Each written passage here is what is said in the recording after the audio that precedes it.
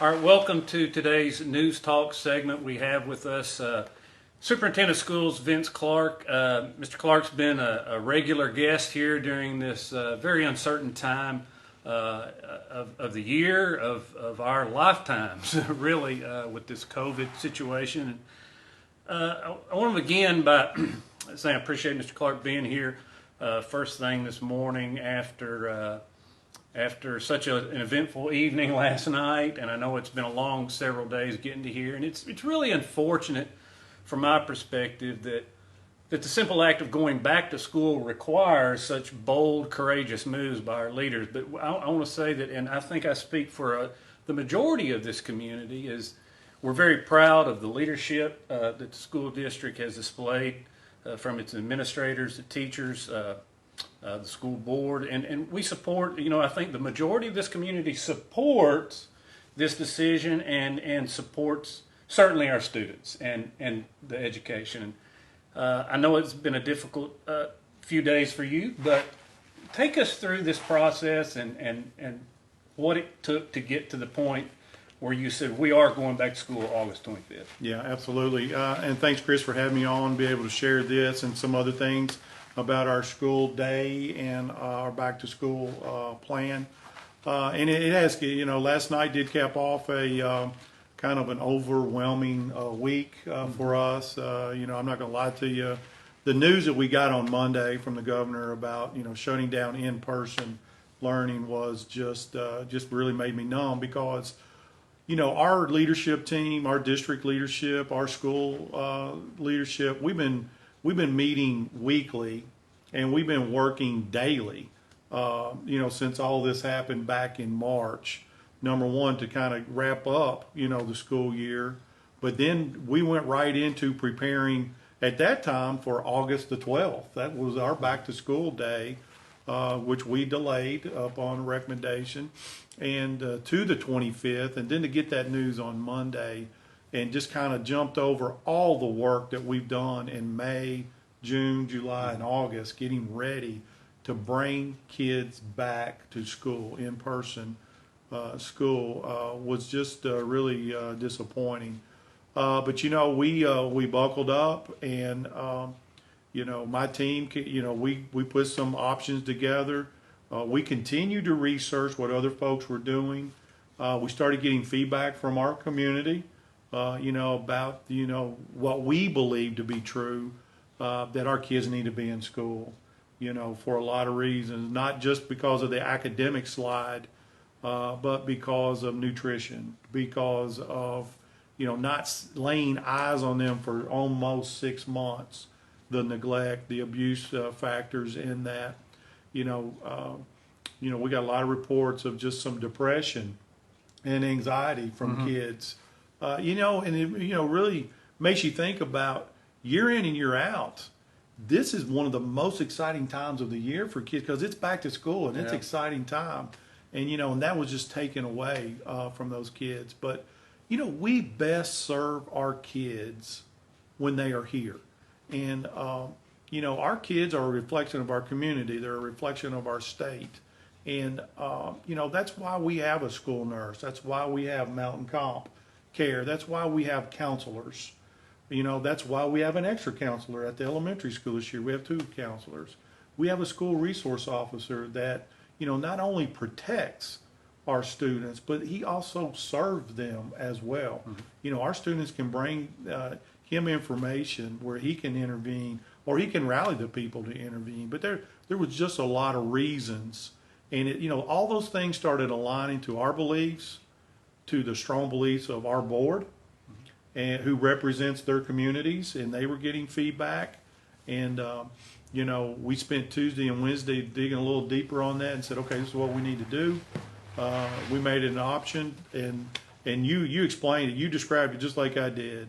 It was a brave, bold, courageous decision by Only our board. 6 school districts in the state, as far as I know right now, have said they are going to go against that recommendation from the state and from the governor's office, the KDA.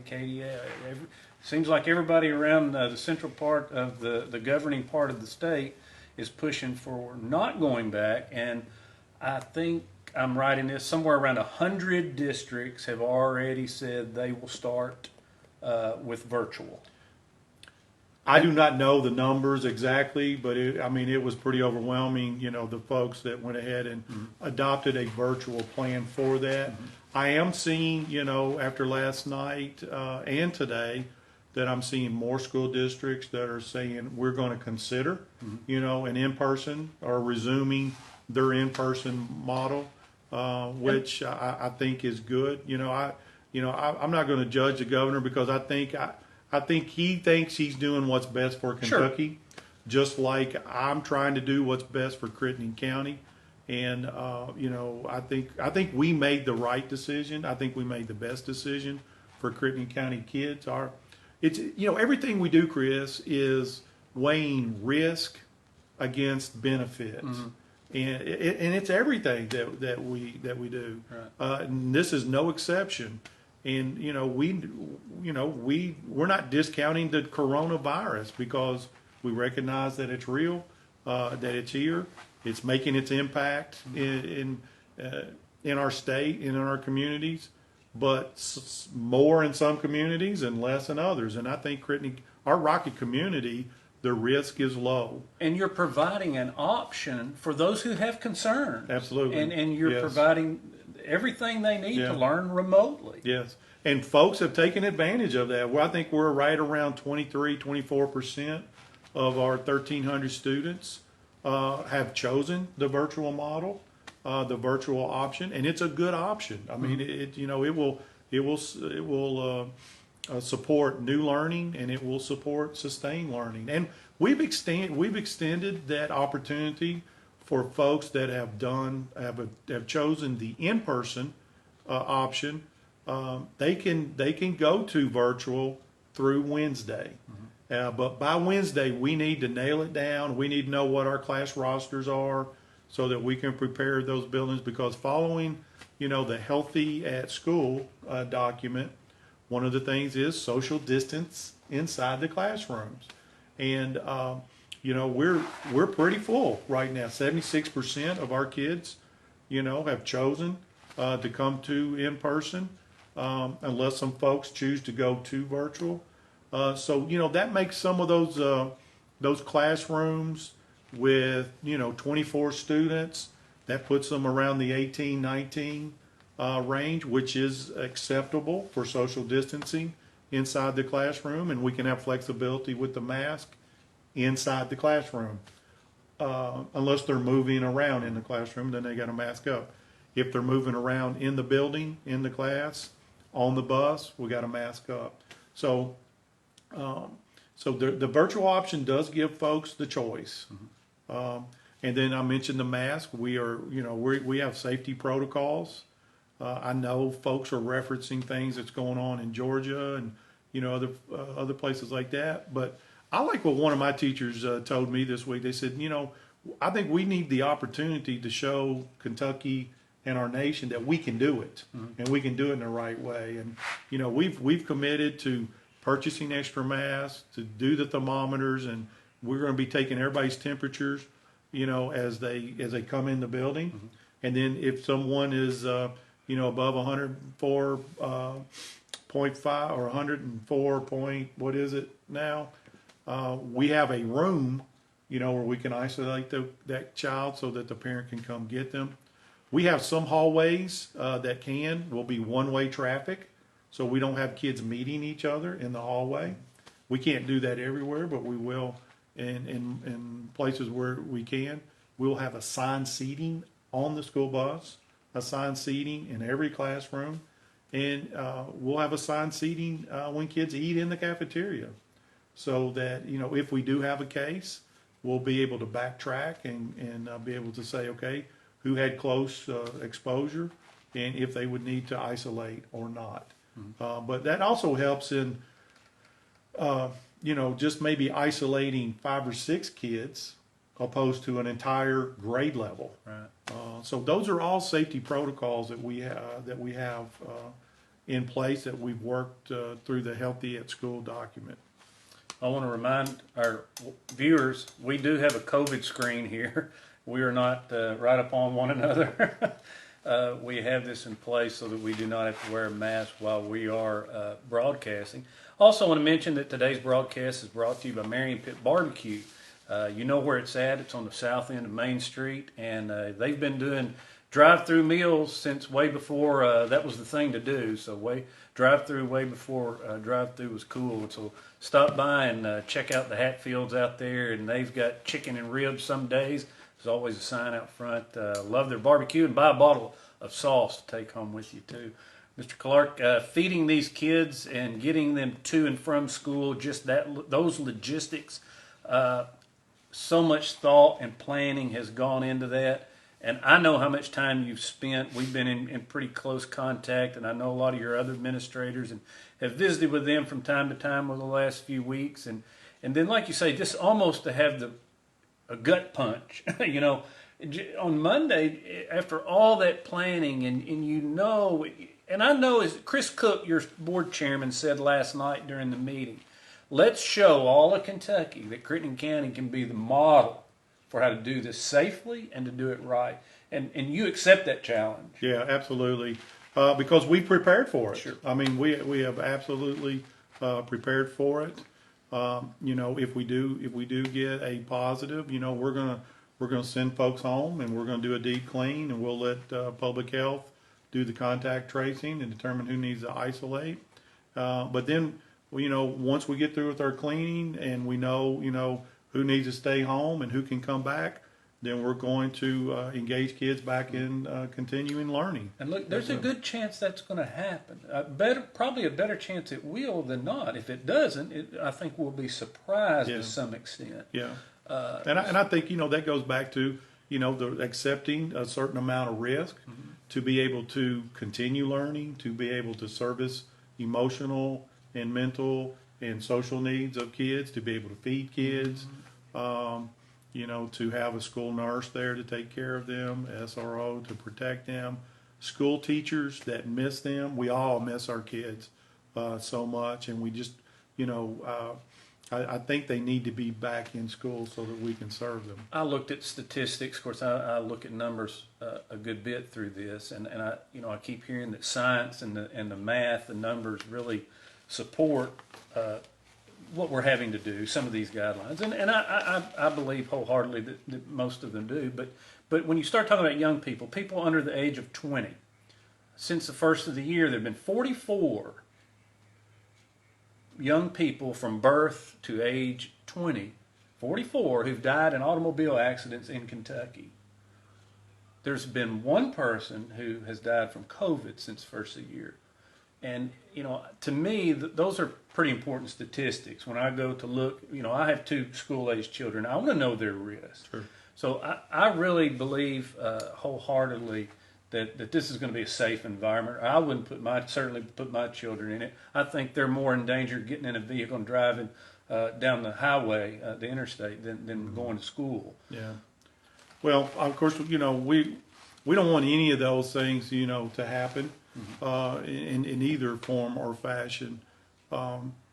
But I want folks to understand and believe and trust that we have a safe and healthy plan to bring kids in and keep it safe.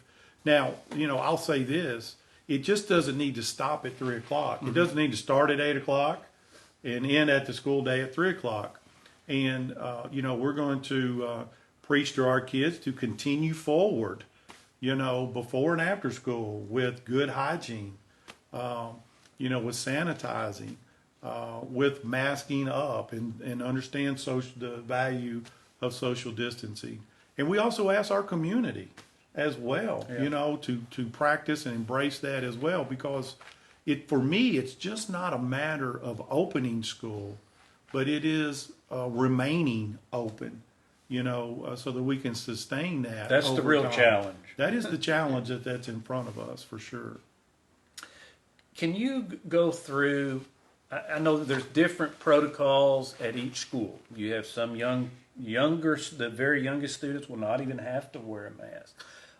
So take us through briefly the elementary school, what it might look like to a student, and then let's talk about the middle school and then the high school. So at the elementary school, what are some things? I mean, we know they're going to be. You've said wear a mask when moving, and that's kind of the biggest issue, I think. But what will it look like? Will they all go straight to a classroom and stay there all day? Explain how that's going to look. Yeah, at the elementary middle school, we've embraced like a cohort model for that. So we've got students that will be like in pods or in groups, and the teachers will come to them. So when a child arrives in the morning, and this might be a good time for me to share too, that we're going to have more students, according to online registrations, that are going to be dropped off by their parents As opposed to riding a bus. opposed to riding the bus. So everyone knows at the elementary school you get a little congested over there in the morning. So we're going to change our drop off and pick up routes in the morning. And simply put, instead of coming into the campus and going left and around, we're going to come onto campus and we're going to go right, and we're going to stay right. And so we'll be going, traveling that way. So there won't be any kind of stoppage in that, except when you are dropping off. And previously, I know the cars drop kids off in front of the elementary school. Now we're going to drop kids off behind the elementary school because we have more space. We're going to have more being dropped off, so we need more space. And the buses will come to the And front. then the buses will drop off in the front of the elementary school, and we'll be able to protect that flow.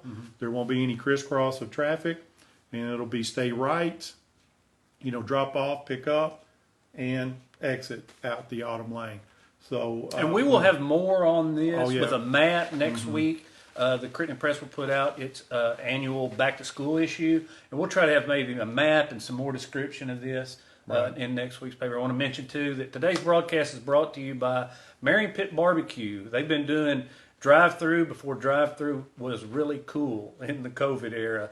Stop by and grab a barbecue sandwich today at lunchtime right now, Mr. Clark. Yeah, I know it is. So let's go back to what it's going to Yeah. look like at the school. Okay, yeah. So so we're going to get the kids dropped off, get them in the building, and of course they'll be masked up because they'll be moving about in the building. They'll report to their classrooms, their assigned classrooms, and there'll be some hallways, that you can go down or come back on the other hallway. So we're going to try to eliminate having two-way traffic in the hallways as much as possible, and we can do that to elementary school because we have a lot of space there. But basically, the kids will stay in the group. They will have their assigned seats, breakfast and lunch. Breakfast will be brought to them like that.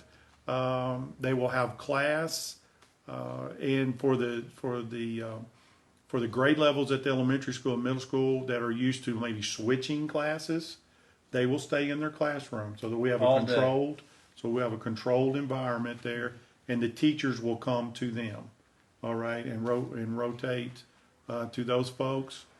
At lunchtime, they'll go to the cafeteria and get their lunch, and at least starting at the beginning, they're going to come back and eat their lunch in with their cohort, with their group there, and then we're going to work out a plan where hopefully eventually kids will be able to eat lunch in the cafeteria at least half of the time each week. Of course, we'll have to practice social distancing when that happens, but we just got to work out the logistics before we embrace that. But we still will have recess, but it won't be 100 fifth graders going out together. It'll be staggered, and it'll be smaller groups so that we can spread out. If the kids are outside and they're 6 feet apart, there'll be flexibility with the mask. So there's another time that mask, we can have flexibility with that. But we definitely want kids to have those breaks, the physical breaks, which will go along with the mental breaks as well.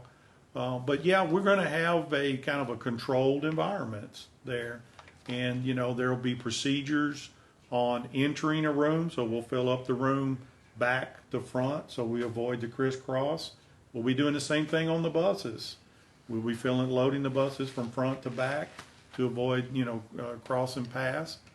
We know it's not perfect, but we continue to ask the question. Okay, what more can we do to make sure that it's safe and healthy for our students. Now, it's my understanding that, Chris, we'll also be taking temperatures yes, before every student, before they enter the building. and we're talking, I think is it 100.4? I think it's 100 point. Yeah, I think It's we were talking about that 100.4. earlier, and you mentioned it, and I let it go.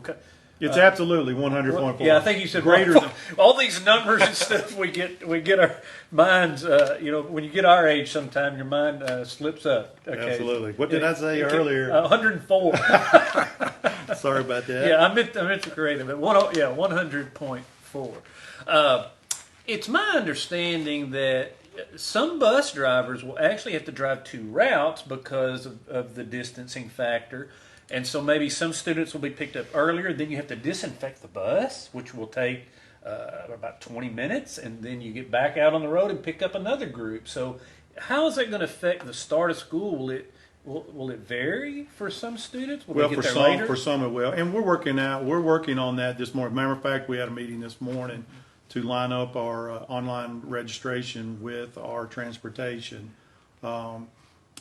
needs, and I know that they're working on that today and next week because with the increased number of students that are going to be dropped off now, we're hopeful that we won't have to double up some routes. Okay, so we're just trying to make sure. That's why it's important, to get those, registrations in. So because those are some of the things that we have to make decisions about. But there is a possibility that we'll have to double up some routes. So let's go pick up a group of kids, drop them off at school, spend 15 or 20 minutes disinfecting the bus by KDE guidelines, and then going to pick up, the next set of kids. Now, one of the things we talked about is maybe taking another bus It's ready that's to go. not being used, have it ready to go so that we can just switch over, save 15 or 20 minutes. Yeah. But yeah, we are working at those things. But there's other factors involved here. I mean, it's, Wayne was not able to train new bus drivers this year because Wayne of is it. your transportation director. Wayne Winters. Winters. And the other thing is we really we don't have many applications either. And then we have some medical issues that we're working through as well. So Wayne, he's right. I think we ended the year off with 18 routes. We may be looking at 14 right now. But it depends on if we are picking up and dropping off 650 kids or 850 kids. You need to Because know that makes a So big if you difference. haven't registered, That's the difference right now that we're working those 200 kids. Is it really 650 or is it really 850? you need to know. It's important to have that information. And also, again, I want to remind you that today's show is brought to you by Marion Pit BBQ. It's on South Main Street. And, that's the Hatfields now out there. Jason and Carl Hatfield, they're working night and day to keep everybody in pork and chicken. And I always look for the signs when the chickens are up. I like the ribs too, but I'm a chicken eater. I love the chicken. So I like it all. Yeah, I like it. grab you a bottle of sauce. I stop and buy 3 pounds every Friday. That gets us through the weekend. So, all right. So that's elementary school. What about the middle school? Yeah, middle schools, we're going to have, drop off out front like we have by the Rocket for middle and high school. Out back, we'll be taking temps in the car, because if the temp is above 100.4, then we'll just ask the parent to take the child on home with them. And we'll be doing the same at the elementary school as well. So we'll have 4 or 5 staff members taking temps in the drop-off lane. But for middle and high school, we do have walkers and our riders, and they'll be coming in and getting checked, temperature checked before they enter the building. We have bus drop-offs as well. Each campus will have not only the school nurse and their nurse room, but we will also have what we're calling like a healthy room, so that if someone does have an elevated temperature, or they have a gastro issue, Show some symptoms during the day. COVID symptoms, as they arrive to school or during the day, we'll have a place where they can go to be evaluated that is kind of isolated, so to protect the other student population. It'll give the nurse a chance to evaluate them. and to call the parent to come get them. So we have that procedure in place. So, there'll be students entering the building through the middle school gym. There'll be students entering the multipurpose room, getting checked. And once again, they will not congregate, because that's one thing, we will not be congregating this year. We won't be taking field trips. We won't be having assemblies, where we're congregating. So they will report, to their classroom, where they'll be supervised. And on the way, they can pick up their breakfast. Now, middle and high school also has second chance breakfast. My daughter was very concerned about the second chance. Everybody wants to know about the second chance. So the second chance breakfast will occur. Okay. But it'll be staggered this year, because always in the past we would have 6th, 7th, and 8th grade folks that wanted second chance breakfast to line up in the hallway. Yeah. And then So they you would stand take in them line to and their classroom now? Is that what you they do? go to their we'll be taking breakfast to the classrooms. So that that'll be different. The middle school will be operating in a cohort group.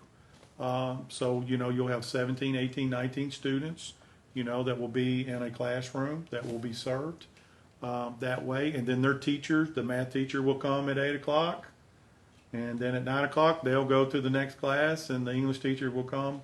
They'll rotate to those classes to avoid the crisscross and the possibility of picking that up that way. So we're controlling it. We got some teachers that are being innovative. They're creating some outside learning opportunities to kind of spread the kids out more. Because some grade levels have more kids that have chosen in person more than other grade levels. So, Where are you seeing that? The older kids are the ones coming, or is there? Well, in the middle school, it's the 7th grade. So we're going to, we're getting creative and, using some larger spaces for them, but also use some outside learning spaces as well. So, each building leadership team, along with the teacher leadership teams, have, taken a deeper look at that. My direction has been, okay, subtract the virtual learners because they're going to be learning at home. Now, what do you have? Look at the available space that you have, and can we social distance in that space so that we can have flexibility with the mask? And if you can't, what's your next option? What other space do you have? So they're looking at that up and down. They have a good plan for that. 6th and 8th grade, we're pretty good. I mean, we're solid on that, as in the elementary school as well. They have utilized all their space. We got kids spread out inside the classrooms, so that we can social distance. That's been our goal. And then, of course, we'll be taking temperatures as they enter the building. And then they basically will be in their cohort group that week. And they'll be scheduled, physical breaks and mental breaks. Mm-hmm. I suppose a lot of kids will probably be getting, since we're going to be like a little more contained, self-contained. You kind of heard that term before.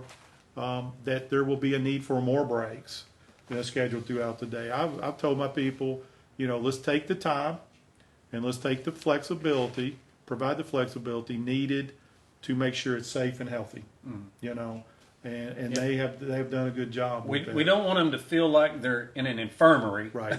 Yeah, it needs to feel like school, but it's got to be safe. We're protecting the idea of school as much as we can, but everybody's going to have a mask, and we're going to be talking about social distancing. That's an easy thing to do, the mask. Yeah, it is. I mean, it after you do it a while, it's a pretty easy and I just keep this one on. I just put it on in the morning, and I mask up when I need to. Of course, we have COVID glass here, so remind our viewers of that. Yeah. We'll get to the high school to close this out, but I do want to mention once again that we really appreciate Marion Pit BBQ for being our partner today. A lot of partnerships around Crittenden County. Mr. Clark, you're very aware of those.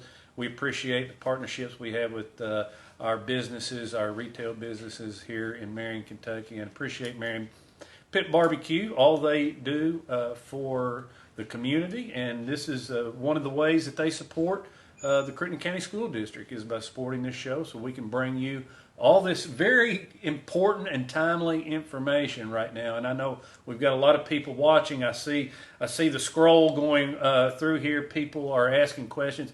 Can't answer your questions right now. I'm sure if you've got something, send a message out to the school. Mr. Clark or some of his team will get back with you. I know you've been on the phone a lot. I know your teachers are answering a lot of questions, your administrators, and we appreciate certainly all that you're doing. We appreciate Marion Pit BBQ for what they do for this show. Stop by and grab a sandwich today. I'm not sure if they've got ribs or chicken, but if they have chicken, I'll eat a late lunch today. Maybe that's what they're saying on Maybe the that's scrolling what, right yeah, there, telling hey, us go what's by available. and grab it at Marion Pit BBQ. So let's go into the high school now. Let's see what that looks like. It's gonna be It's going to be a little bit different because, like I said, elementary, middle school, we can do cohort groups on that. But at the high school, just the nature of high school and the electives, and, you might have in an Algebra 2 class, you might have freshmen, sophomore, juniors, and seniors in there. So you can't rotate all the English teachers, to come into there. So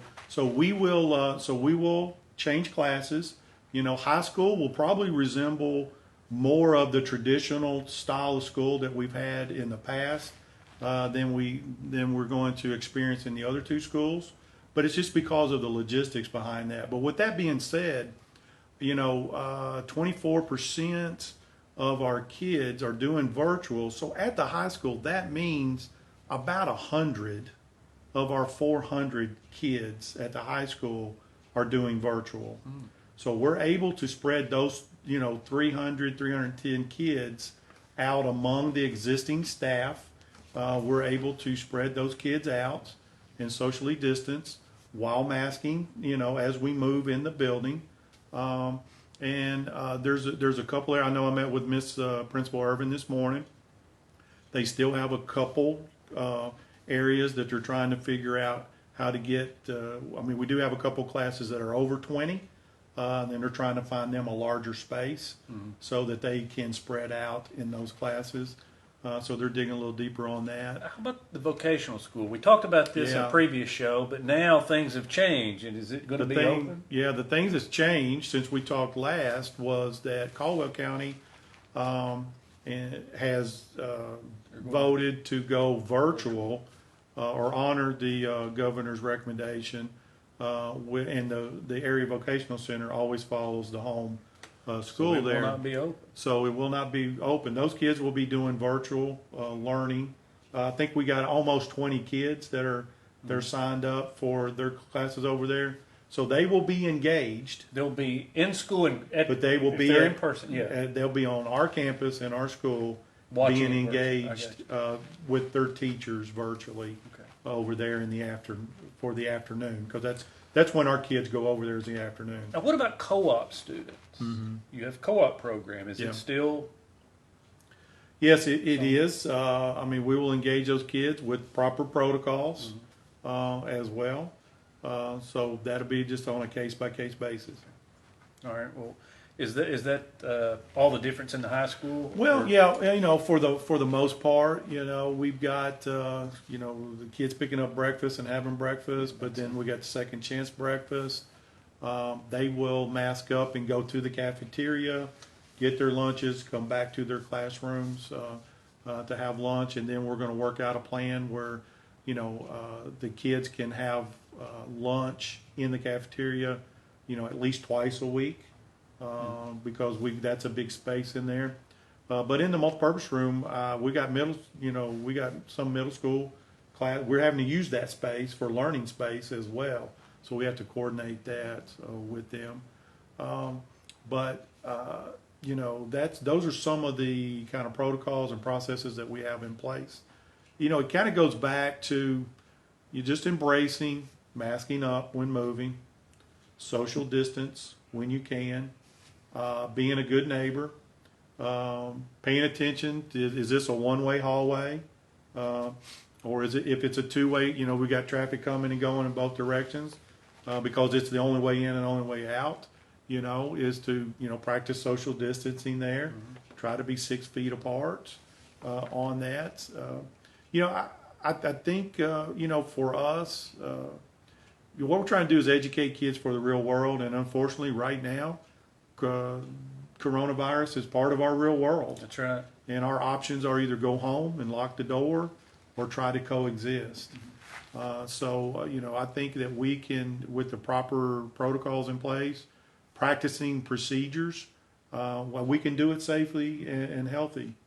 And talking about healthy, we want to remind parents that there will be a checklist that we're going to ask all parents to kind of go through each morning before they put their kids on the bus or send them to school or drop them off, and just to make sure that they're healthy.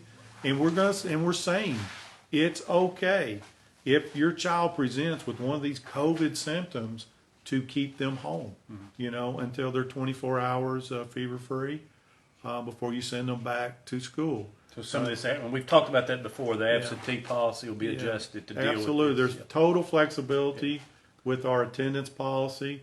Chronic absenteeism, that is just totally suspended during this pandemic. We want kids at school. We need kids to be at school. But if there's a risk of them being sick, they need to stay at home. And we're saying it's okay to stay at home.